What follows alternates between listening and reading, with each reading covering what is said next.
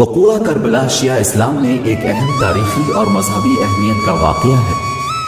وقال علیہ السلام کربلا کی اصطلاح کا ترجمہ واقعہ کربلا ہے۔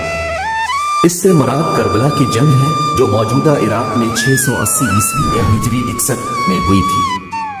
کربلا کی جنگ کے دوران پیغمبر اسلام کے نواسے اور شیعہ اسلام کے تیسرے امام حسین ابن علی نے اپنے خاندان کے افراد اور اصحاب کے ایک چھوٹے سے گروہ کے ساتھ اموی خلیفہ یزید اول کی افواج کا سامنا کیا۔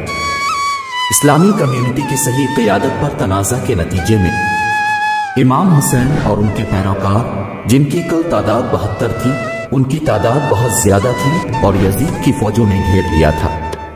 ان کی بہادرانہ مزاحمت کے باوجود 10 دن تک جاری رہنے والی لڑائی میں وہ بے دردی سے شہید ہوئے اور پیاس اور بھوک سے نڈھال ہو گئے۔ کربلا کے المناک واقعات اور امام حسین علیہ السلام اور ان کے ساتھیوں کی شہادت شیعہ مسلمانوں کے لیے بہت زیادہ اہمیت کی حامل ہے۔ وہ ہر سال محرم کے مہینے میں اس واقعہ کی یاد مناتے ہیں، خاص طور پر عاشورہ کے دن ماتمی رسومات اور جلوسوں کے ساتھ، جنہیں محرم کے جلوس کے نام سے جانا جاتا ہے۔